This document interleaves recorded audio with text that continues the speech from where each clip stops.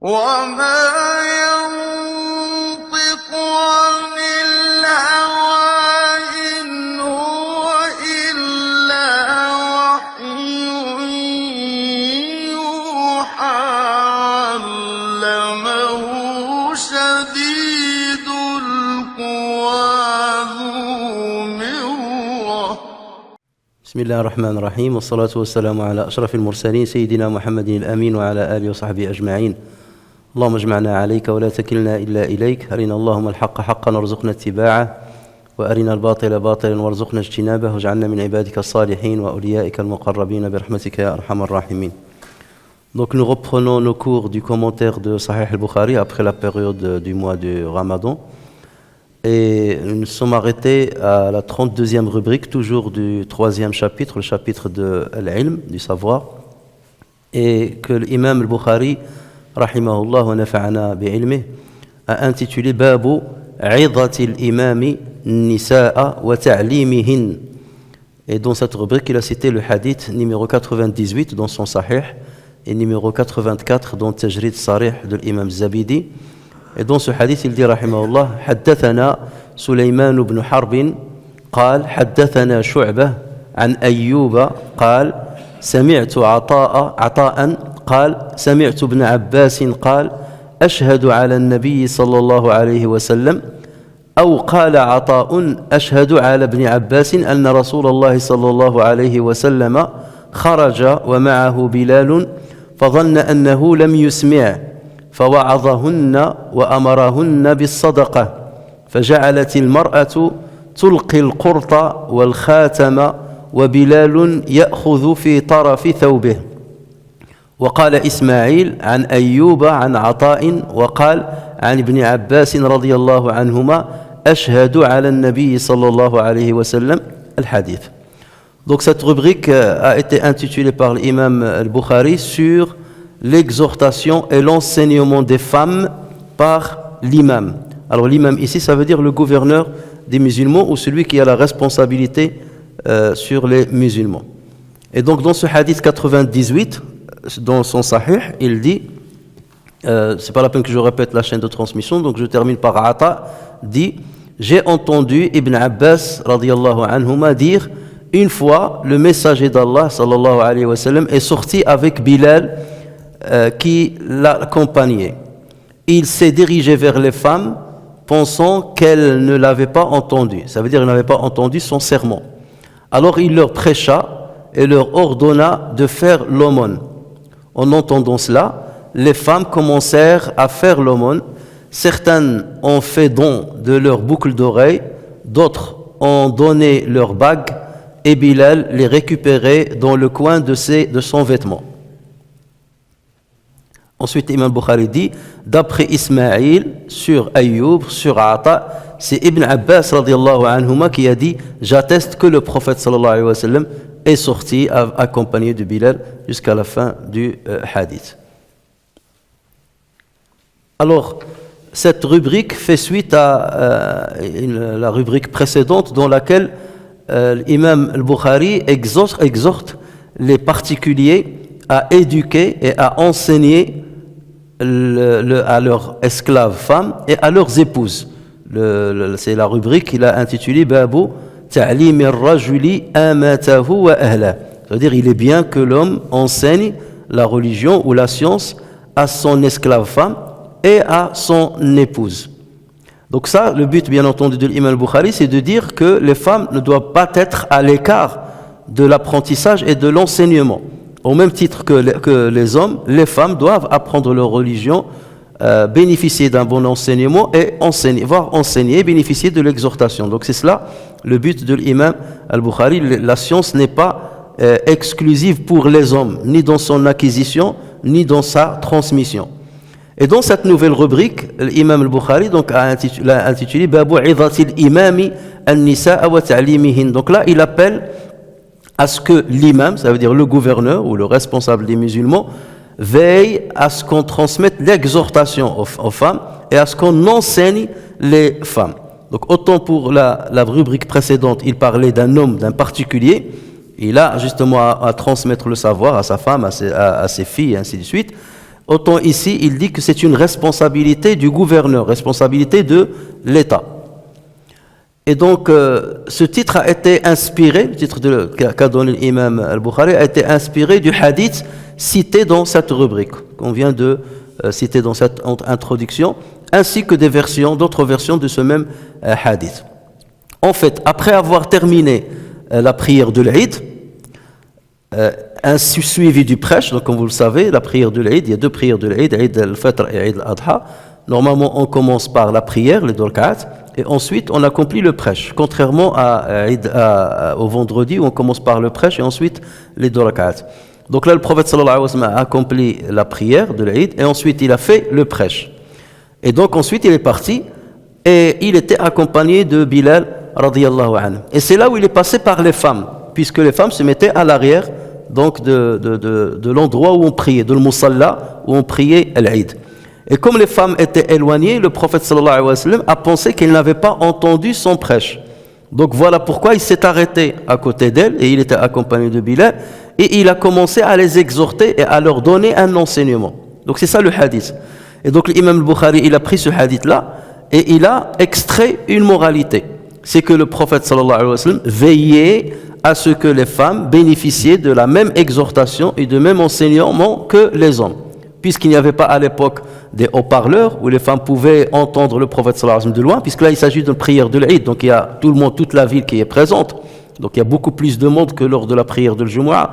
Et donc là le prophète sallallahu alayhi wa sallam n'a pas voulu que les femmes qui étaient sorties pour participer à la prière et participer au prêche reviennent chez elles sans avoir bénéficié d'un enseignement ou d'une exhortation. Donc le prophète sallallahu alayhi wa sallam leur a réservé une séance à elle seule, quelque part. C'est comme s'il a refait son prêche.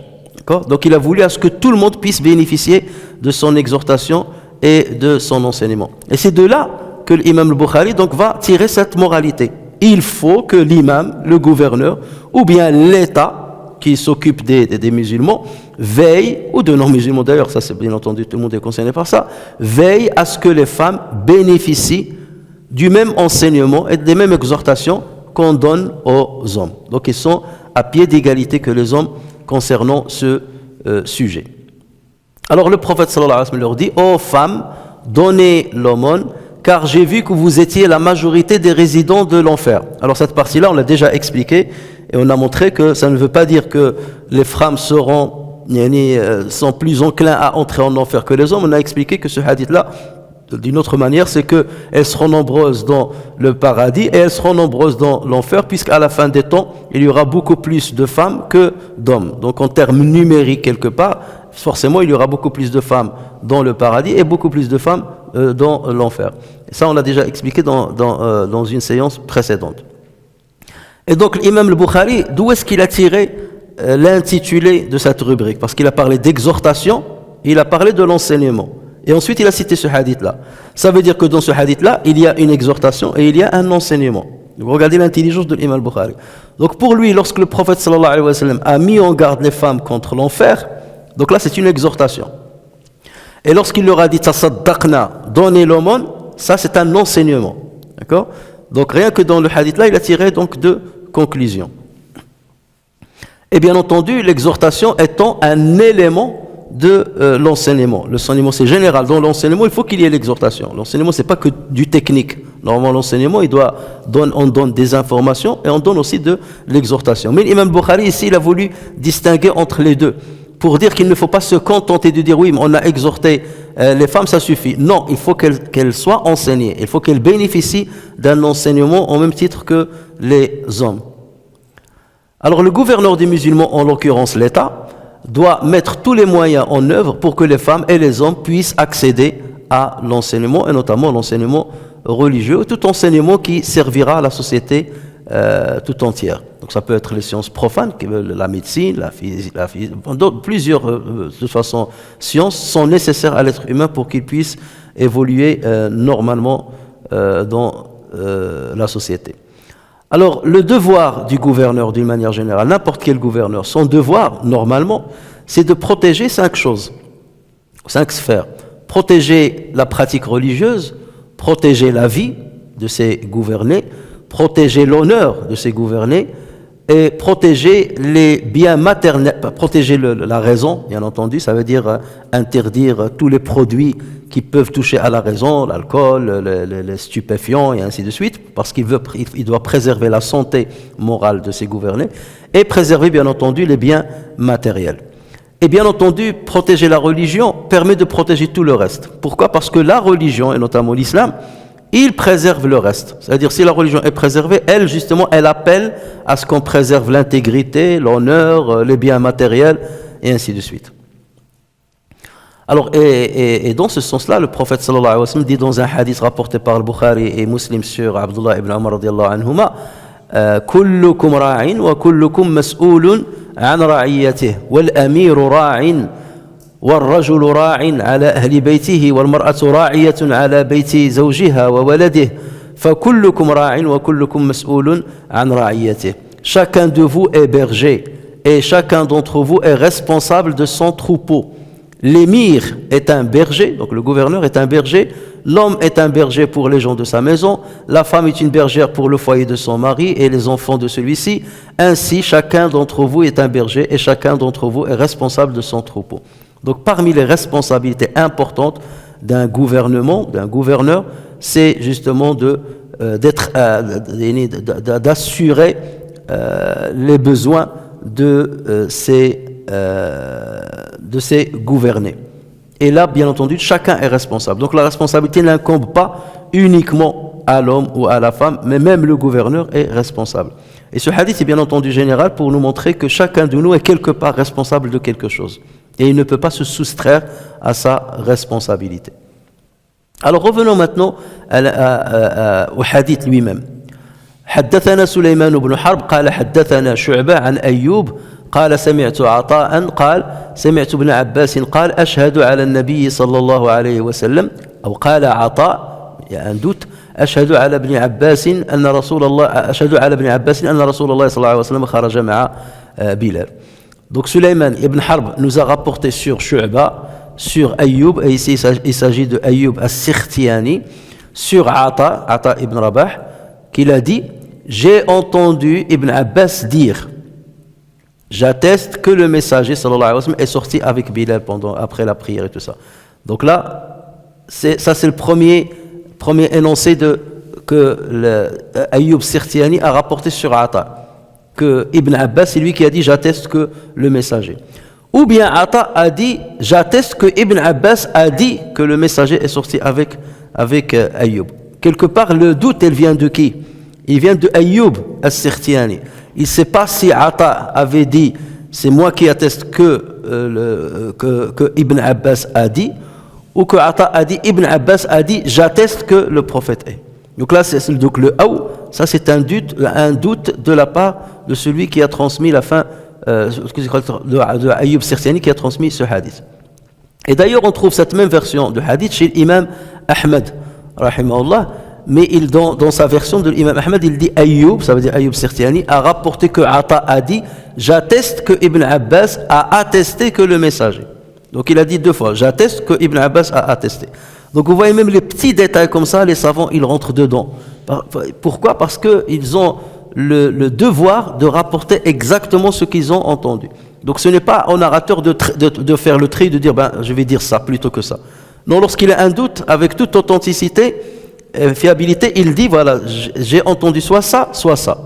Même si ça ne remet pas en cause, bien entendu, l'énoncé du hadith. Mais ceci vous montre justement l'importance que donnaient les savants à l'époque au hadith et à la transmission du hadith. Ils faisaient très très très attention de ne pas dire n'importe quoi ou de faire un ajout ou de soustraire quelque chose du hadith ou de ce qu'ils ont entendu. Donc voilà, ils voulaient vraiment l'authenticité dans la transmission de ce qu'ils avaient entendu. Donc dans ce hadith, Ibn Abbas, qu'est-ce qu'il nous dit? Une fois, le messager sallallahu alayhi wa sallam est sorti alors que Bilal l'accompagnait, il s'est dirigé vers les femmes, pensant qu'elles ne l'avaient pas entendu, c'est-à-dire n'avaient pas entendu le sermon. Alors il leur prêcha, il leur ordonna de faire l'aumône. Donc regardez, il leur dit faites attention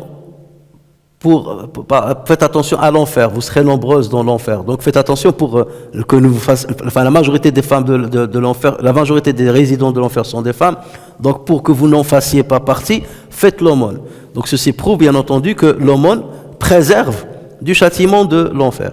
Et ceci a été confirmé par plusieurs autres hadiths, notamment le hadith rapporté par Ibn Hibban où le prophète sallallahu alayhi wa sallam a dit « Ittaqun nara walaw bi shiqqi tamra » Protégez-vous de l'enfer, ne serait-ce qu'avec la moitié d'une date. Ça veut dire, si vous donnez en aumône la moitié d'une date, vous mangez la moitié, vous donnez la moitié à un pauvre, il se peut que ce geste-là vous préserve de l'enfer. Donc, la sadaqa, c'est ce qu'on tire de ce hadith-là, l'aumône, c'est un acte béni, un acte pieux qui permet de préserver celui qui l'a fait de l'enfer. Alors, il leur prêcha et leur ordonna de faire l'aumône. Et en entendant cela, les femmes commencèrent à faire l'aumône. Donc, qu'est-ce qu'elles faisaient? Parce qu'il faut savoir qu'à l'époque, l'argent, c'est-à-dire la monnaie, était très rare. La monnaie était très rare. Donc, on utilisait soit l'argent, soit l'or, soit les transactions comme ça matérielles. Donc, certaines ont commencé à faire don de leurs boucles d'oreilles, d'autres ont donné leurs bagues, et Bilal récupérait le tout dans le coin de son vêtement. Ce qui montre quoi? Ce qui montre qu'ils ont donné beaucoup. Parce que si c'était que 2-3 femmes qui ont donné, donc ils pouvaient prendre tout ça dans le creux de ses deux mains. Mais vu qu'il y avait beaucoup de dons, donc le creux de ses deux mains ne suffisait pas. Donc c'est pour cela qu'il a pris un coin de son vêtement et il a commencé à mettre tous les dons de ces femmes, ce qui montre bien la générosité des femmes et l'influence qu'avait le prophète sallallahu alayhi wa sallam sur les sahaba lorsqu'il donnait une exhortation, lorsqu'il les exhortait à donner l'aumône. Et vous voyez qu'ils se sont tout de suite exécutés. Ils n'ont pas dit oui, je vais faire plus tard, ou là, tout de suite, alors que c'est le jour de fête, donner, on donne, tout de suite. Alors cette partie du hadith prouve que les femmes ont le droit déjà de porter des bagues. Lorsqu'il a dit ils ont commencé à donner des bagues et à donner des boucles d'oreilles, qu'est-ce qu'on tire de ce hadith? Ils sont sortis déjà pour accomplir l'Eid, la prière. Ça veut dire qu'elles portaient leurs boucles d'oreilles, qu'ils portaient leurs bagues. Donc la femme déjà a le droit de porter des bagues et a le droit de porter des boucles d'oreilles. Et l'imam Nawawi a rapporté l'unanimité des savants, l'unanimité sur ce sujet. Ça veut dire que tous les savants sont unanimes sur le fait que la femme a le droit de porter des bagues, a le droit de porter des boucles d'oreilles. Les femmes ont également le droit de percer leurs oreilles pour porter les boucles. Parce que ceci revient à cela. Donc, parce qu'il n'y avait pas le système qu'on a aujourd'hui où la boucle d'oreille, tu la pinces avec un ressort, je ne sais pas avec quel moyen. À l'époque, c'était rudimentaire. Donc, le seul moyen de porter les boucles d'oreille, c'est de percer les oreilles. Donc, si les compagnonnes avaient des boucles d'oreille, c'est qu'ils avaient percé leurs oreilles. Et de là, on tire qu'il est permis de percer l'oreille pour les femmes, bien entendu, pour porter des boucles. Alors, il existe un hadith rapporté par Abu Daoud, par Nasa'i et Ahmed, dans lequel on rapporte que le prophète sallallahu alayhi wa sallam a dit وَأَيُّمَا امْرَأَةٍ جَعَلَتْ فِي أُذُنِهَا خِرْصًا مِنْ ذَهَبٍ جَعَلَ اللَّهُ فِي أُذُنِهَا مِثْلَهُ مِنَ النَّارِ يَوْمَ الْقِيَامَةِ. Et toute femme qui accroche dans son oreille une boucle en or, Dieu lui mettra le jour du jugement dans son oreille une boucle de feu pareille. Sauf que ce hadith-là est faible et on ne peut pas le prendre en compte. Face au hadith de Bukhari, qui est puissant, celui qu'on est en train d'étudier, donc ce hadith-là, et d'autant plus qu'il est faible. Donc bien entendu, on ne peut pas s'y référer. Ou cette partie du hadith-là, on ne peut pas s'y référer. Et à supposer que ce hadith serait authentique, que le prophète sallallahu alayhi wa sallam l'aurait dit. Donc les savants ont dit que peut-être ça a été abrogé. Donc soit ce hadith-là, le prophète ne l'a jamais dit cette parole-là, soit au départ c'était interdit, mais après c'est devenu autorisé. Et d'aucuns disent que ce hadith-là, il fait plutôt, s'il s'avère vrai, il fait plutôt référence aux femmes qui montrent leur parure aux autres. Ça veut dire qu'elles ne cachent pas ces parures-là dans leurs oreilles. Elles les montrent aux autres. Parce que normalement, lorsqu'on met le foulard, normalement on est censé couvrir, bien entendu, les oreilles et couvrir les boucles d'oreilles. C'est pas comme le foulard qui passe juste ici et on montre la boucle d'oreille qui descend. Ça, c'est une tricherie et une ruse, bien entendu, un peu déplacée. Alors, ce hadith prouve, selon la majorité des savants, que la femme a le droit de dépenser de ses propres biens matériels sans demander l'autorisation de son mari. Parce que regardez, les femmes, regardez d'un seul hadith ce qu'on peut tirer comme information. Les femmes n'ont pas attendu à ce qu'elles reviennent chez elles pour dire à leur mari, le prophète nous a demandé de faire l'aumône, est-ce qu'on a le droit de donner l'aumône? Non, sur le champ, ils ont donné donc des biens. Et pas que des simples, c'est-à-dire de l'or, et des bagues, des oreilles, c'est-à-dire c'est ce qui coûte très cher, bien entendu. Et le prophète, si c'était interdit, le prophète sallallahu alayhi wa sallam leur aurait dit, attendez de consulter vos maris. Mais si le prophète sallallahu alayhi wa sallam a ordonné à Bilal de récolter ce qu'elles ont donné, ce que c'est autorisé à une femme de donner de ses propres biens sans concerter son mari. Et ça, c'est un sujet qui a été débattu par les savants. Et certains rajoutent encore, donc déjà le hadith là, il ramène un autre hadith pour prouver que c'est permis. C'est que l'épouse du prophète sallallahu alayhi wa sallam, Maïmouna, radiyallahu anha, Maïmouna bint al-Harith, avait affranchi une esclave qu'elle avait, qui était à elle, qui lui appartenait, qui s'appelait Walida. Et sans demander l'autorisation au prophète sallallahu alayhi wa sallam. Et tu as franchi un esclave, ça c'est un don énorme. C'est pas donner quelques dirhams là, affranchir un esclave ça coûte quand même cher. Et l'affranchir, ça c'est un acte qui est énorme. Et ce hadith-là a été rapporté par le Bukhari et au Muslim. Et Maïmouna a dit au prophète sallallahu alayhi wa sallam, Ash'arta ya Rasulallah anni a'taqtu walidati? قال أو فعلت؟ قالت نعم. قال أما إنك لو أعطيتها أخوالك كان أعظم لأجرك. Donc elle a dit au prophète sallallahu alayhi wa sallam, as-tu remarqué que j'ai affranchi mon esclave Walida? Et le prophète sallallahu alayhi wa sallam lui a dit, tu l'as vraiment fait? Et lui a dit oui. Et le prophète sallallahu alayhi wa sallam de répondre, si tu l'avais offerte à tes oncles maternels, tu aurais reçu plus de récompenses. Donc il lui a pas dit ce que tu as fait n'est pas bien, où il fallait demander mon autorisation. Il lui a dit si tu l'avais offerte à tes oncles maternels, parce que ces oncles maternels étaient très pauvres. Et ils avaient besoin de quelqu'un qui les aide. D'accord? Et donc c'est pour ça que le prophète sallallahu alayhi wa sallam lui a dit tu aurais pu la donner à tes oncles maternels, parce qu'on sait en islam que à sadaqa, donc tu as l'ajr sur sadaqa, mais lorsque tu la donnes à quelqu'un de tes proches, tu as une double récompense. La récompense des liens, d'avoir renforcé les liens familiaux, et la récompense de l'aumône. Donc il a dit tu aurais pu l'offrir à tes oncles maternels, et dans ce cas tu auras plus de l'ajr de sadaqa et l'ajr de l'avoir offert à quelqu'un de tes proches, de tes proches parents. Et donc, mais il y a quand même une minorité, c'est tout ça je le dis parce que vous pouvez tomber sur une fatwa qui vous dit non, la femme n'a pas le droit et tout ça. Sachez que c'est un débat et qu'il y a une divergence dans les savants, mais la majorité écrasante dit que la femme a le droit de donner de ses biens sans consulter son mari, sans demander l'autorisation à son mari. Il y a une minorité quand même de savants qui dit que la femme quand même doit demander le consentement de son mari, quel que soit ce qu'elle veut dépenser. Et il se base en ceci sur un hadith authentique rapporté par Abu Daoud et Ahmed, dans lequel le prophète sallallahu alayhi wa sallam a dit La yajuzu limra'atin 'atiyatun illa bi'idhni zawjiha. Un don n'est pas permis à une femme sans l'autorisation de son mari. Alors ici vous voyez que le hadith est authentique et qu'il s'oppose à ce qu'on vient de dire. Voilà pourquoi cette minorité se base sur ce hadith là. Mais il y a un autre hadith qui dit le contraire, ou qui laisse entendre le contraire, le hadith qu'on est en train d'étudier. Et c'est là où les savants doivent concilier. J'ai deux hadiths authentiques qui, dans leur énoncé, ils concluent deux choses différentes et diamétralement opposées. Donc comment concilier les choses dans cette divergence? Alors la majorité, qu'est-ce qu'elle dit? Elle dit que ce hadith ne s'applique qu'à la femme peu raisonnée. Qu'à la femme peu raisonnée qui ne maîtrise pas ses dépenses. Parce que tu peux trouver par exemple une femme qui est tellement émotive que lorsque par exemple il entend une exhortation, donnez fi sabilillah, faites ceci, vous risquez kada, elle risque de tout donner, au point qu'elle devienne pauvre. Or l'islam n'appelle pas à cela. Rappelez-vous lorsque Sa'd ibn Abi Waqqas a dit au prophète sallallahu alayhi wa sallam, je veux donner toute ma fortune, je vais mourir, je veux donner toute ma fortune aux pauvres. Le prophète sallallahu alayhi wa sallam, non, il lui a dit non, laisse à tes héritiers. Il lui a dit je vais donner les 2/3 de ma fortune. Il lui a dit non, c'est beaucoup. Il lui a dit dans ce cas je donne la moitié. Il lui a dit non, c'est beaucoup. Il lui a dit je donne le tiers. Et le prophète sallallahu alayhi wa sallam me dit d'accord pour le tiers, même si c'est beaucoup. Parce que le prophète sallallahu alayhi wa sallam aussi, il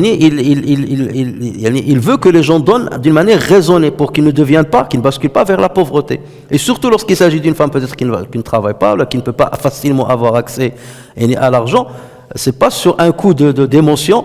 Elle donne tout ce qu'elle possède et dans ce cas, elle se retrouve dans une situation difficile.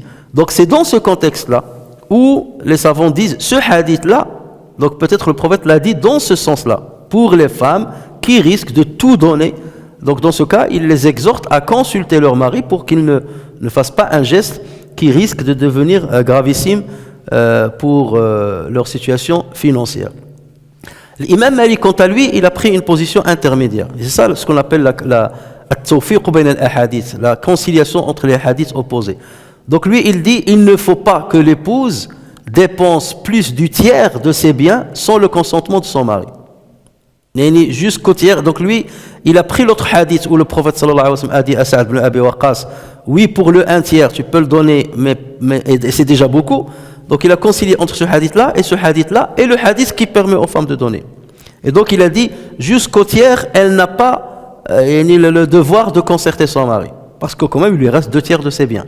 Mais au-delà du tiers, attention, parce que là, ça va toucher de plein fouet ses économies. Et donc, dans ce cas, il faut qu'elle se concerte avec son mari. 2 avis valent mieux que 1.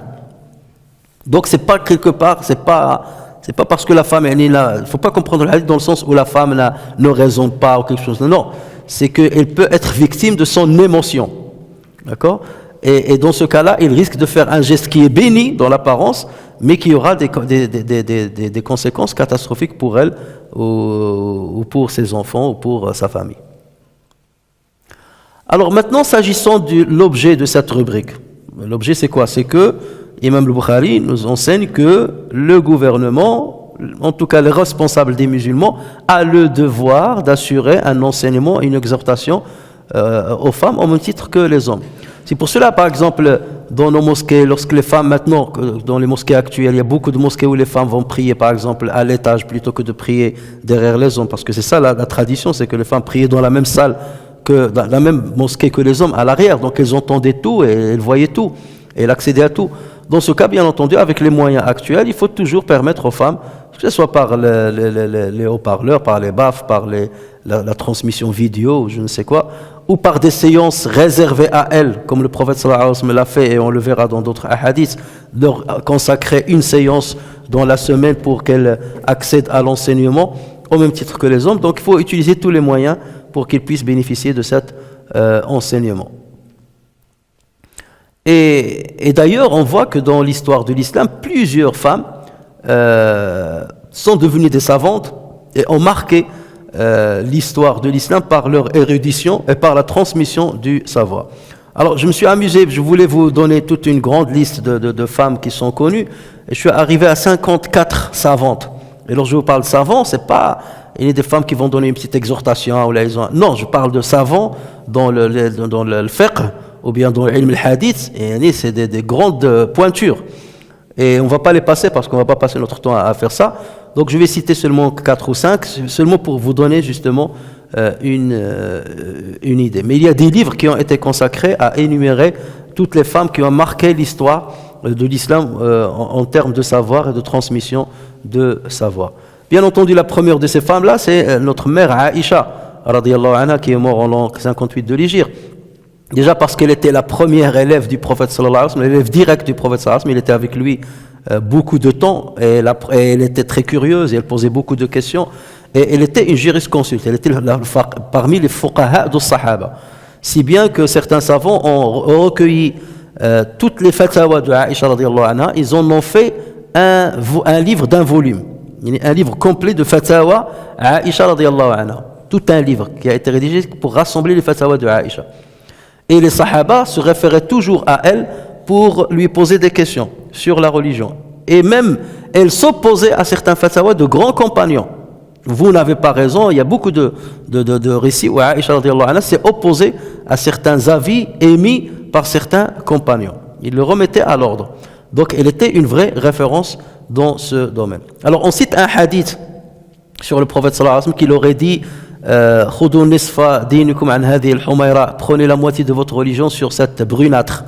Et en faisant référence à Aïcha. Le hadith est faible, c'est-à-dire n'est pas authentique du tout, il est forgé, donc on ne peut pas le prendre en compte, même si son fond est bon. Mais il ne faut pas mettre en avant des hadiths qui sont faibles, au risque que les autres, ceux qui c'est pour ça que je vous dis, les savants sont il précise, c'est pas parce qu'on a besoin de montrer cette vérité qui est une vérité qu'on va se baser sur un hadith non authentique. On a assez d'éléments authentiques pour affirmer que la femme doit accéder au savoir et que Aïcha radhiyallahu anha était une grande savante parmi les sahaba. D'ailleurs, Abu Moussa al-Ash'ari radhiyallahu anhu, qui était une grande pointure dans la science parmi les compagnons, a dit ما أشكل علينا نحن أصحاب رسول الله صلى الله عليه وسلم حديث قط فسألنا عائشة إلا وجدنا عندها منه علما. À chaque fois qu'on avait une confusion concernant un hadith et qu'on interrogeait Aïcha dessus, on en trouvait chez elle une bonne connaissance. Donc, dès qu'il y a un problème entre les compagnons, ils vont la voir et elle leur donne, elle tranchait. Dans le hadith, c'est comme ça qu'il faut le comprendre, ou il leur amène d'autres éléments pour mieux comprendre le hadith. On peut citer Sayyidatuna Ash-Shifa bint Abdillah, qui est morte en l'an 20 de l'Hégire. Celle-ci, c'est une Quraishia et elle s'est convertie avant même l'immigration, avant le Hijra, et il a immigré avec le prophète sallallahu alayhi wa sallam. Et c'était parmi les rares femmes qui maîtrisaient l'écriture. Et elle enseignait l'écriture aux compagnons et compagnonnes. Et parmi ses élèves qui ont appris l'écriture sur elle, il y a Sayyidatuna Hafsa, la fille de Omar ibn Khattab et l'épouse du prophète sallallahu alayhi wa sallam. Donc Hafsa a appris l'écriture sur Ash-Shifa bint Abdillah. Et cette femme-là était connue non seulement pour l'écriture, mais elle était connue aussi comme une soignante de référence. Si bien que dans les expéditions guerrières, ainsi de suite, elle accompagnait les musulmans pour soigner les blessés. Et elle avait justement été une référence dans certaines maladies bien précises. Elle savait mettre des traitements bien précis à certaines maladies et les gens venaient, hommes et femmes venaient chez elle pour les soigner. Et le prophète sallallahu alayhi wa sallam lui avait un grand respect pour elle, tellement qu'il lui a offert une maison dans le quartier de l'Hakkakin où elle habitait avec son fils et les gens venaient la rencontrer pour lui poser des questions. Et le prophète sallallahu alayhi wa sallam allait souvent lui rendre visite. On peut citer aussi Khadija al-Qayrawaniya, qui est morte en l'an 240 de l'Hégire, comme son nom l'indique, elle est de l'Qayrawan, en Tunisie, et c'est la fille de l'imam Sahnoun. L'imam Sahnoun, c'est une très très grande référence dans le fiqh al-Maliki, notamment au Maghreb, et donc c'était sa fille en fait. Elle a appris de chez son père, et elle avait une grande sagesse, et on disait que son père n'entreprenait rien sans lui demander son avis à sa fille. Si bien que lorsqu'on lui a proposé de devenir le qadi, le juge de l'Qayrawan, il a beaucoup hésité. Et donc il est allé concerter sa fille et c'est elle qui lui a dit oui, tu peux le faire parce que les musulmans ont besoin de toi, ont besoin de ton savoir, plutôt que de laisser cette responsabilité à quelqu'un qui serait moins compétent que toi. Et il a écouté sa fille. Et même son fils qui était le fils de l'imam Sahnoun, qui était un savant, il se concertait toujours avec sa sœur. Et toutes les femmes qui avaient besoin des questions jurisprudentielles, elles se référaient à elle. C'était la référence al-Qayrawan pour répondre aux questions jurisprudentielles, et notamment aux femmes. Surtout lorsqu'il y a des questions, bien entendu, intimes, spéciales pour les femmes, donc il se référait à elle. Donc c'était une grande mouftiya. On peut citer aussi Karima bint Ahmed al-Marouziya, qui a vécu 100 ans, il a bouclé les 100 ans. Elle est née en 363 de l'Hégire, elle est morte en 463 de l'Hégire. Elle est née à Marou. Marou, c'est une ville qui se trouve à Khorasan. Khorasan, c'est l'actuel Iran. Et elle a voyagé avec son père, tellement elle était érudite et intelligente. Son père, il l'a accompagnée pour qu'elle tourne dans plusieurs contrées afin d'apprendre le hadith. Donc c'était son père, était celui qui l'accompagnait quelque part pour qu'elle apprenne le hadith. Et donc elle est allée jusqu'à Jérusalem pour apprendre le hadith d'un grand savant qui s'appelle Abu al-Haytham al-Kushmihani. Abu al-Haytham al-Kushmihani. Al-Kushmihani. Abu al-Haytham al-Kushmihani, c'est le plus grand élève de l'imam al-Farabri. Ou l'imam al-Farabri, c'est le plus grand élève de l'imam al-Bukhari. Si bien que lorsqu'on étudie les versions de Sahih al-Bukhari aujourd'hui, ce sont des versions qui reviennent à l'imam al-Farabri. Donc quelque part, Karima bint Ahmed était l'élève de al-Farabri, qui lui-même était élève de l'imam al-Bukhari. Ça veut dire qu'elle a un sanad ali. On dit qu'elle a un sanad ali. Et elle a appris par cœur Sahih al-Bukhari. les plus de 8000 hadiths, il les apprenait par cœur. Et elle enseignait Sahih al-Bukhari. Et les gens venaient apprendre chez elle. Comme je vous dis, il a vécu jusqu'à 100 ans. Et elle a fini sa vie à la Mecque, c'est-à-dire une grande partie de sa vie, elle est allée à la Mecque pour rester à côté de la Mecque et de prier le haram. Et c'est à côté de l'haram qu'elle enseignait Sahih al-Bukhari jusqu'à la fin de sa vie à 100 ans. Donc ça c'est pour vous montrer que les femmes n'ont rien à envier aux hommes concernant l'acquisition et la transmission du savoir. On peut aussi citer Zainab Fatima al-Baghdadiya rahimahullah, qui est morte en l'an 714 de l'Hégire. Alors elle, c'est une femme qui était hanbalite et qui apprenait par cœur Al-Mughni de Ibn Qudama. Al-Mughni de Ibn Qudama, c'est une des plus grandes références jurisprudentielles chez le Madhab al-Hanbali. C'est un livre qui fait 15 volumes et il le connaissait par cœur, si bien que les gens se référaient toujours à elle pour lui demander des fatwas sur Al-Madhab al-Hanbali, et elle était l'élève de l'imam Ibn Taymiyyah, ce qui prouve que l'Ibn Taymiyyah enseignait aux hommes et aux femmes. Donc la liste elle est très très longue, donc c'est pour ça que je vous ai cité seulement quelques bribes.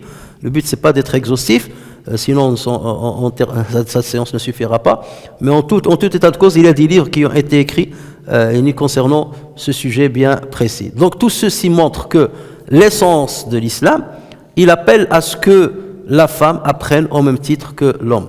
Mais malheureusement, il y a dans certains contrées ou certains pays musulmans, malheureusement, où on a mis la femme à l'écart de l'accès à la science. Et ceci n'est pas la faute de l'islam, c'est la faute de certains musulmans.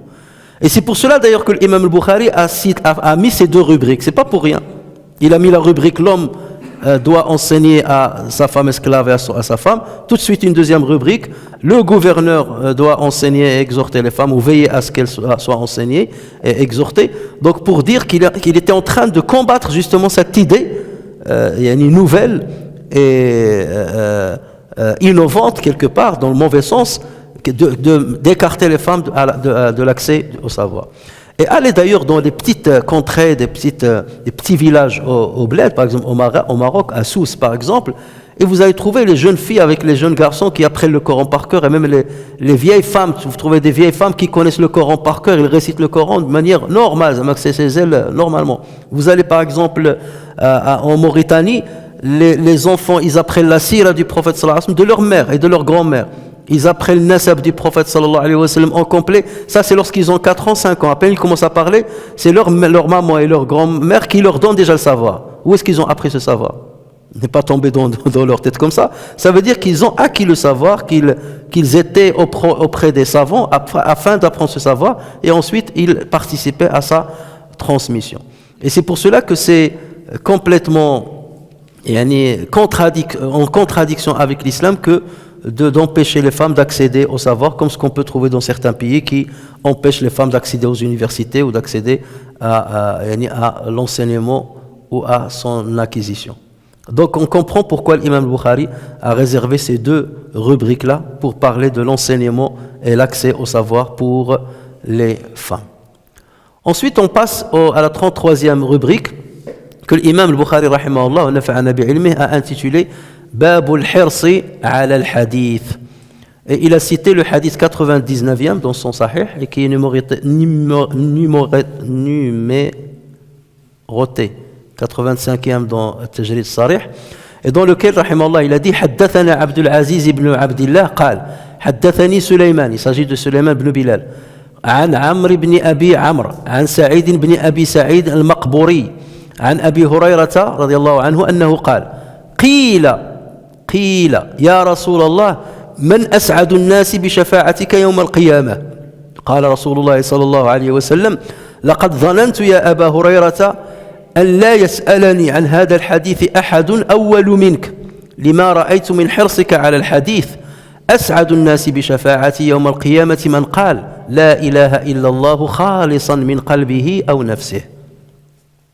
Donc cette rubrique est intitulée sur le vif intérêt porté au hadith. Ça veut dire que les musulmans doivent porter un grand intérêt pour le hadith. On donne l'intérêt pour le Coran et tout de suite après on donne l'intérêt pour le hadith. Il ne faut pas négliger l'acquisition du hadith, son apprentissage, sa mémorisation, sa compréhension. Il faut s'instruire par les hadiths du prophète sallallahu alayhi wa sallam, comme on s'instruit avec les versets d'Allah Azza wa Jalla, les versets coraniques. Alors Abu Huraira, qu'est-ce qu'il dit dans ce hadith-là? Un jour, on interrogea, donc c'est indéfini, on interrogea le prophète sallallahu alayhi wa sallam: ô messager de Dieu, quel est celui que ton intercession rendra le plus heureux d'entre les hommes le jour de la rétribution ou de la résurrection? Ô Aba Huraira, rétorqua le prophète sallallahu alayhi wa sallam, je croyais qu'aucune personne ne m'interrogea sur ce sujet avant toi, car je te voyais vivement intéressé à la tradition, au hadith. Je te voyais vivement intéressé à la tradition. La personne que mon intercession rendra la plus heureuse parmi les hommes le jour de la résurrection est celle qui dit La ilaha illallah tout en ayant le cœur ou l'âme sincère. Ou l'âme, ça veut dire c'est un transmetteur de hadith qui dit, le prophète soit il a dit le cœur ou l'âme sincère. Mais ça revient quand même. Donc vous voyez la précision. Alors dans cette rubrique, l'imam al-Bukhari rahimahullah souligne l'importance de l'acquisition du hadith comme je viens de dire. Et Abu Huraira dans ce hadith, qu'est-ce qu'il dit? Il dit on interrogea. Il n'a pas dit j'ai interrogé dans cette version-là. Il dit on interrogea. Mais tout de suite après, le prophète sallallahu alayhi wa sallam, qu'est-ce qu'il lui a dit? Je savais que personne ne me poserait cette question avant toi. Ce qui suppose quoi? Ce qui suppose que c'est Abu Huraira qui a posé cette question. Mais dans l'énoncé du hadith, celui qui a rapporté ce hadith, il a dit on interrogea. Donc, c'est ce qu'on trouve d'ailleurs dans la version-là de Sahih al-Bukhari. On la trouve dans la version de Sahih al-Bukhari rédigée parce qu'il y a plusieurs versions de Sahih al-Bukhari, puisqu'il y avait plusieurs élèves. D'accord? Plusieurs élèves. Et donc chacun écrivait tout ça. Donc parfois des petits détails lorsqu'on transcrit ce que dit l'imam al-Bukhari, parfois il peut y avoir des erreurs. D'accord? Donc cette version-là, on la trouve dans la version de Abu Dharr al-Harawi. Et cette version-là, il l'a rapportée sur 3 savants. Il l'a rapportée sur le Mustamli, il l'a rapportée sur al-Hammoui et il l'a rapportée sur le Kashmihini que j'ai cité tout à l'heure. Et ces 3-là l'ont rapporté sur le Farabri. Le Farabri, comme je vous ai dit, c'est le grand élève de l'imam al-Bukhari. Et lui-même, il a rapporté cette version comme ça sur al-Bukhari. Et c'est la même chose dans une autre version de Karima, celle qu'on a citée tout à l'heure, la femme qu'on a citée tout à l'heure, Karima al-Marouziya, qui, elle, l'a rapporté sur al-Kashmihini et lui-même, il l'a rapporté sur al-Farabri. Alors certains disent Farabri, certains disent le Farabri, mais la majorité tombe plutôt sur le Farabri et non pas le Farabri. Mais comme on dit, la mushahata fil asma, puisque ce sont des noms qui ne sont pas forcément arabes, donc il n'y a pas de mal à ce qu'on se trompe là-dessus. Dans d'autres versions de Sahih al-Bukhari, donc à part ces 2 versions que je viens de citer, il y a d'autres versions, et dans le recueil de l'imam al-Nasa'i et de Abu Nu'aym, on trouve qu'Abu Huraira a dit, dans ce hadith-là, il a dit Ya Rasulallah, ô messager de Dieu, donc dans ce hadith, il a dit donc c'est Abu Huraira qui parle. Il a dit Ya Rasulallah, quelle est la personne qui mérite le plus ton intercession le jour du jugement? Donc c'est Abu Huraira qui a posé la question. Et c'est plus logique. C'est plus logique puisque le prophète sallallahu alayhi wa sallam a dit Ya Abu Huraira, je croyais qu'aucune personne ne m'interrogea sur ce sujet avant toi car je te voyais vivement intéressé à la tradition. Donc là c'est seulement une critique pour dire que c'est plutôt Abu Huraira qui a posé la question plutôt que de dire on a posé la question Su'ila Rasulullah. Normalement c'est Sa'al sur Rasulullah. Voilà. Et donc comme je vous ai dit, il y a d'autres versions de Sahih al-Bukhari où c'est écrit Sa'altu. C'est Abu Huraira qui a posé la question. Et ça concorde avec la réponse du prophète sallallahu alayhi wa sallam. Alors, l'imam al-Bukhari, pourquoi il a rapporté ce hadith-là? Le hadith-là, il parle de shafa'a. Abu Huraira, il lui a dit Ya Rasulallah, qui va être le plus heureux de ton intercession le jour du jugement? Pourquoi al-Bukhari il a pris ce hadith-là? Il a pris ce hadith-là pour montrer l'intérêt que donnait Abu Huraira au hadith. Et le prophète sallallahu alayhi wa sallam a vanté ce mérite lorsqu'il lui a dit je savais, ya Abu Huraira, qu'aucune personne ne m'interrogea sur ce sujet avant toi car je te voyais vivement intéressé à la tradition. Ça veut dire que le prophète sallallahu alayhi wa sallam a prouvé énormément l'intérêt que donnait Abu Huraira au hadith. Et s'il a prouvé ceci, c'est que nous autres musulmans, nous sommes censés aller dans ce même sens, de donner de l'importance et de l'intérêt au hadith et à l'étude du hadith du prophète sallallahu alayhi wa sallam. Alors donc, revenons maintenant, donc là on a compris pourquoi Al-Bukhari a cité ce hadith. On doit donner de l'importance au hadith du prophète sallallahu alayhi wa sallam. Maintenant revenons à l'énoncé du hadith, puisqu'il a parlé de shafa'a de Rasul sallallahu alayhi wa sallam et de celui qui va être le plus heureux de la shafa'a du prophète sallallahu alayhi wa sallam. Et c'est sur cette question c'est sur ce sujet-là que Sayyidina Abu Huraira a posé la question au prophète sallallahu alayhi wa sallam. Alors ce que prouve ce hadith-là, ça prouve que le prophète sallallahu alayhi wa sallam a une intercession particulière le jour du jugement, puisque Abu Huraira lui a dit qui est la personne qui sera la plus heureuse de ton intercession. Donc ceci prouve que le prophète sallallahu alayhi wa sallam possède une shafa'a le jour de jugement. Et les savants disent qu'il n'y a pas qu'une shafa'a du prophète sallallahu alayhi wa sallam, il y a 8 catégories de shafa'at au prophète sallallahu alayhi wa sallam le jour du jugement. Et ce sont ces spécificités quelque part. Beaucoup de gens peuvent avoir shafa'a, les savants peuvent avoir shafa'a, les gens pieux peuvent avoir shafa'a, intercéder en la faveur de leurs proches et ainsi de suite. Mais le prophète sallallahu alayhi wa sallam, lui, il se distingue par rapport à tout le monde, même par rapport aux autres prophètes, parce qu'il a des shafa'at qui lui sont spécifiques.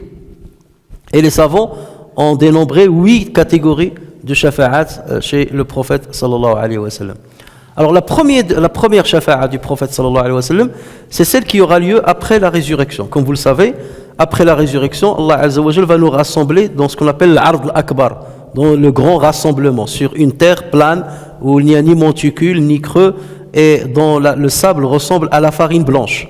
Et donc là, tout le monde sera réuni, hufatan, donc pieds nus, uratan, nus, complètement corps nus, ghurlan, ça veut dire non circoncisé. Et Aïcha radiallahu anha, lorsqu'il a entendu cela de la bouche du prophète sallallahu alayhi wa sallam, il a dit comment ça on va être réunis nus, hommes et femmes? Il dit, c'est pas possible, c'est honteux, les femmes seront nues devant les hommes. Et le prophète sallallahu alayhi wa sallam, il a dit, la situation est tellement grave que les hommes ne penseront pas il y a l'instinct sexuel quelque part, il est anéanti le jour-là, il est anéanti tellement la situation est gravissime. Et donc c'est pas en ce moment-là que l'instinct n'existe plus en ce moment-là. Donc en fait ce grand rassemblement il va durer longtemps et l'attente va être longue. C'est pour ça le prophète sallallahu alayhi wa sallam il dit les gens la sueur va tomber des fronts des gens et elle va les envahir selon les péchés qu'ils avaient accomplis. Certains le niveau de sueur, c'est comme si quelqu'un était dans un récipient en fait. Lorsqu'il dit la sueur arrivera, certains la sueur arrivera à son pied, certains à la cheville, certains au genou, certains à l'hiq, certains sera envahi, la tête sera noyée dans la sueur. C'est comme si chacun était dans un récipient et la sueur tombait dans ce récipient et le niveau d'eau, le niveau de sueur monte au fur et à mesure. Et selon les péchés que tu as, le niveau de la sueur va être encore plus haut, jusqu'à ce qu'on peut être noyé dans sa sueur. Là, tellement l'attente déjà est longue, et le soleil est proche des têtes. C'est dans certains hadiths, le mirwad, c'est ce avec quoi les femmes mettent le kohl dans leurs yeux, donc le soleil est au-dessus des têtes. Donc imaginez cette attente. Donc les gens, ils vont tellement attendre, et vous savez que attendre quelque chose, c'est une souffrance. Lorsque vous attendez les résultats du bac, ou là, il y a un examen, ou là vous avez passé un entretien d'embauche et vous attendez, c'est très long. Ouais, on va vous répondre dans 2 jours, 3 jours. Donc les 3 jours sont beaucoup plus longs que lorsque vous faites un voyage. Il est dans un endroit qui vous plaît. Le voyage il part comme un clin d'œil. Mais lorsque vous êtes en attente, ça occasionne une souffrance. Et encore, comment serait-il lorsqu'on est dans le grand rassemblement? C'est-à-dire le jugement va commencer. C'est là où les gens, à l'unanimité, vont savoir que tout ce qui a été dit concernant l'au-delà est vrai.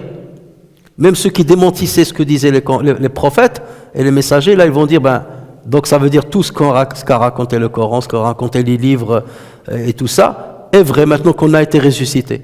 Donc imaginez la peur qui va s'emparer des gens. Sauf ceux qu'Allah Azza wa Jal va renforcer. يثبت الله الذين آمنوا بالقول الثابت في الحياة الدنيا وفي الآخرة. Il y a certains dont Allah Azza wa Jal a affermi le cœur par sa grâce.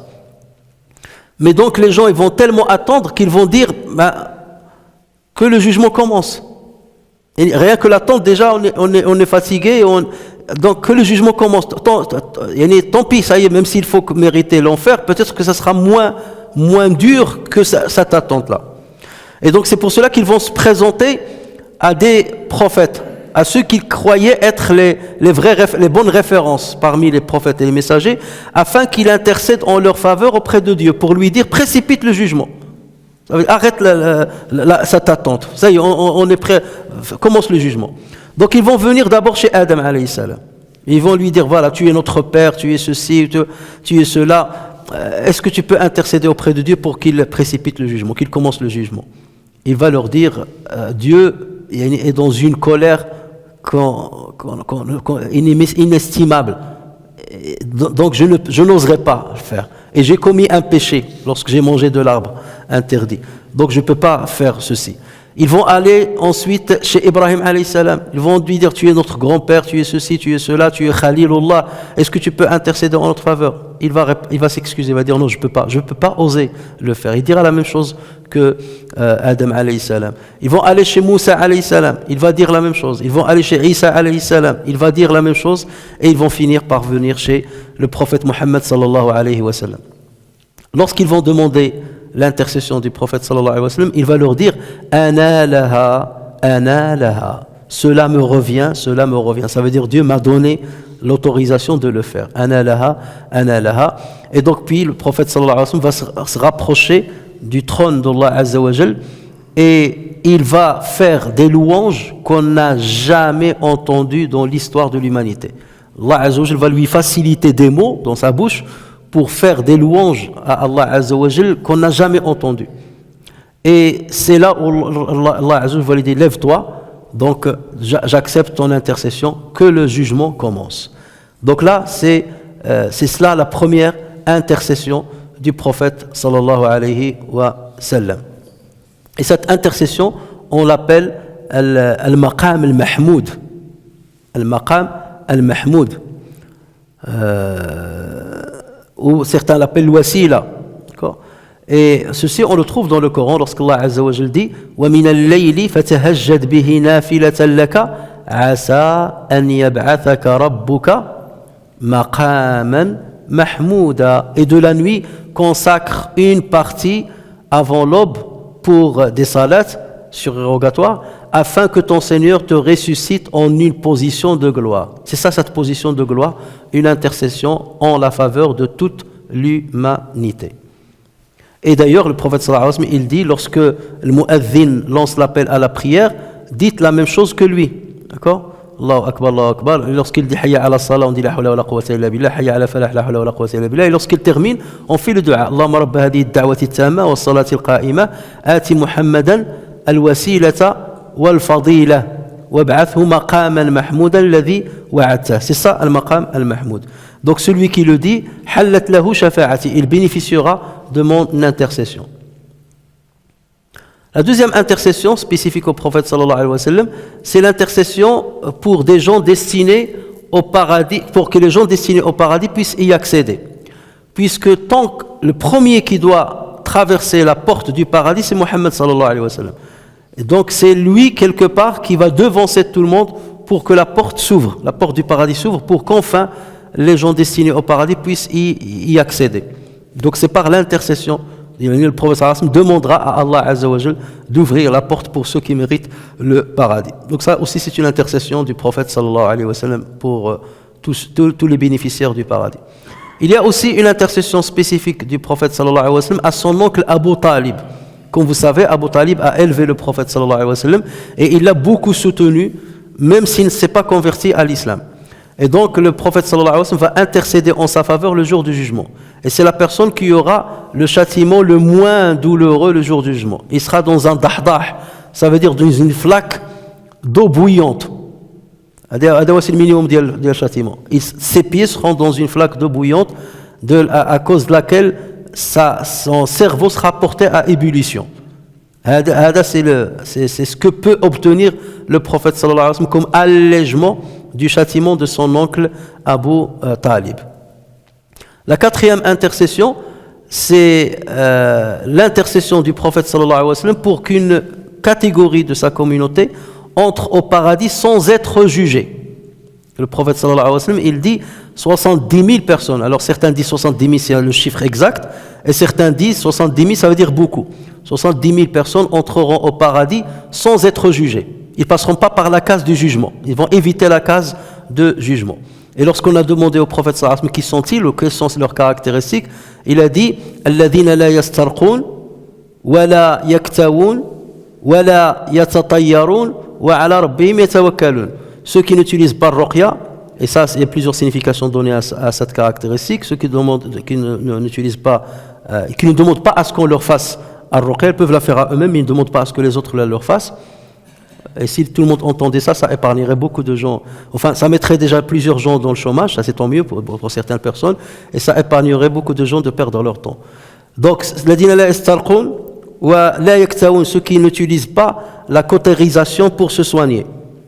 Parce que le prophète sallallahu alayhi wa sallam n'aime pas la cautérisation. Le prophète sallallahu alayhi wa sallam, il enjoint les musulmans plutôt à utiliser l'asal, le miel pour se soigner, ou d'autres moyens, mais pas la cautérisation. Ça, c'est le dernier moyen d'utiliser la cautérisation. Donc, ce qui est donc la yastarqoun wa la yaktaoun wa la yatatayyarun, ceux qui n'observent pas de superstition, ils ne sont pas superstitieux, wa ala rabbihim yatawakkalun, ceux qui placent leur confiance en Allah Azza wa Jal. Et lorsque le prophète sallallahu alayhi wa sallam a dit cela, a dit ce hadith-là, il y avait parmi les gens qui étaient dans son assise un homme un compagnon qui s'appelle Ukasha. Et il lui a dit à Rasulullah, Du'ullaha an akuna minhum. Du'ullaha li an akuna minhum. Invoque Allah pour que j'en fasse partie. Et le prophète sallallahu alayhi wa sallam lui a dit, tu en feras partie. Et une autre personne lui a dit, à Rasulullah, moi aussi. Et il lui a dit, sabaqaka biha Ukasha. Ukasha t'a précédé, tu ne pourras pas en bénéficier dans cette assise en tout cas. Donc là aussi, c'est une intercession spécifique au prophète sallallahu alayhi wa sallam. Sa cinquième intercession, c'est l'intercession pour faire entrer au paradis des gens dont le nombre de hasanat était équivalent au nombre de sayyi'at. Et dans sa balance, la balance était à l'équilibre. Le nombre de hasanat était égal au nombre de sayyi'at. Donc alors, paradis ou enfer? Là, le prophète sallallahu alayhi wa sallam intercédera en leur faveur pour que la partie des hasanat soit prépondérante et ils entreront au paradis. La sixième intercession, c'est pour des gens qui la partie des sayyi'at est prépondérante. Donc normalement, ils devaient mériter l'enfer. Mais le prophète sallallahu alayhi wa sallam intercédera en leur faveur pour éviter d'entrer en enfer et d'entrer directement au paradis. La septième intercession, c'est l'intercession en la faveur de ceux qui ont commis des grands péchés qui sont rentrés dans l'enfer. Et donc, c'est pour faire sortir quelque part de l'enfer ceux qui ont commis certains grands péchés. Et le prophète sallallahu alayhi wa sallam dit dans un hadith rapporté par Tirmidhi, Shafa'ati li ahli al-kaba'iri min ummati. Mon intercession profitera aux auteurs de péchés majeurs parmi les membres de ma communauté.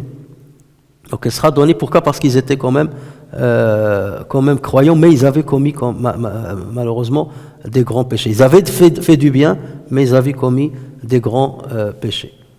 Et la huitième et dernière catégorie d'intercession du prophète sallallahu alayhi wa sallam, c'est son intercession pour augmenter ou bien élever en degré certains croyants qui résident dans le paradis. Ça veut dire par rapport aux bonnes actions de certaines personnes, ils seront à un certain niveau du paradis. Et comme vous savez, il y a 100 degrés dans le paradis. Entre 2 degrés, c'est comme entre le ciel et la terre. Et le prophète sallallahu alayhi wa sallam intercédera en la faveur de certains résidents du paradis pour que le degré soit plus haut. Et ceci, on le trouve dans un dua que le prophète sallallahu alayhi wa sallam a fait à l'avantage de Abu Salama, radiyallahu anhu, le mari de sa future épouse, parce qu'il est mort et le prophète sallallahu alayhi wa sallam s'est marié avec Umm Salama après. Et le prophète sallallahu alayhi wa sallam a dit à sa faveur, Allahumma ghfir li Abi Salama warfa' darajatahu fil mahdiyin. Ô Seigneur, pardonne à Abu Salama et augmente son degré parmi les guidés. C'est-à-dire augmente son degré dans le paradis parmi les guidés, qu'il soit dans un degré plus haut que celui qui lui revenait de par ses bonnes actions. Alors donc, dans ces 8 catégories que je viens de citer, les 5 dernières intercessions sont exercées en la faveur de musulmans qui ont cru en Allah et en son prophète. Ça veut dire qu'ils ont dit La ilaha illallah khalisan biha qalbuhum. Ils ont dit La ilaha illallah Muhammadun Rasulullah avec un cœur sincère. Sauf que certains, comme j'ai dit là, ils sont dans le paradis, donc leur degré augmente.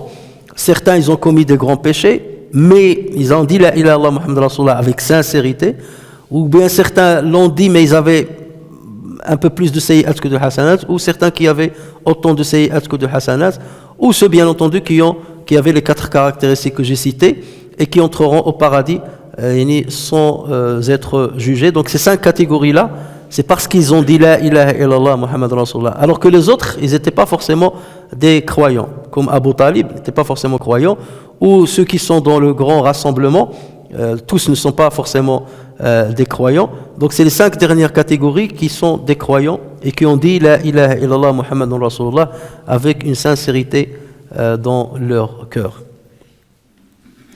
Alors le prophète sallallahu alayhi wa sallam a dit, la personne, donc dans ce hadith, la personne que mon intercession rendra la plus heureuse parmi les hommes le jour de la résurrection est celle qui dit il n'y a de Dieu que Allah, tout en ayant le cœur ou l'âme sincère. Ça veut dire c'est profondément réfléchi, c'est une conviction bien enracinée dans le cœur, sauf que voilà, pour ceux en tout cas qui ont commis des péchés, leur passion ou bien leur ego les a poussés à commettre des péchés ou des grands péchés ou commettre plus de péchés que de bienfaits. Et de ce hadith-là, si vous vous rappelez, lorsqu'on a étudié le 2e chapitre, le chapitre de l'iman, ce hadith-là, encore une fois, prouve que la prononciation de l'attestation de foi est une nécessité. La foi, c'est une prononciation, donc on la prononce par la bouche, et c'est une conviction qui se trouve dans le cœur, et ceci doit être validé par l'action, par le corps, par les membres. Qawlun bil lisan wa imanun bil janan wa amalun bil arkan. Ce sont ces 3 piliers chez Al-Sunnah Jama'a, ce sont les 3 piliers nécessaires pour que notre foi soit complète. Il faut la dire avec les mots, et il faut qu'elle soit ancrée dans le cœur, et il faut qu'elle soit validée par les actes d'adoration que nous accomplissons. نسأل الله تبارك وتعالى أن ينفعنا بما سمعنا وأن يعلمنا ما ينفعنا وينفعنا بما علمنا إنه على ذلك قدير بالإجابة جدير. سبحانك اللهم وبحمدك نشهد أن لا إله إلا أنت نستغفرك ونتوب إليك. سبحان ربك رب العزة عما يصفون وسلام على المرسلين والحمد لله رب العالمين.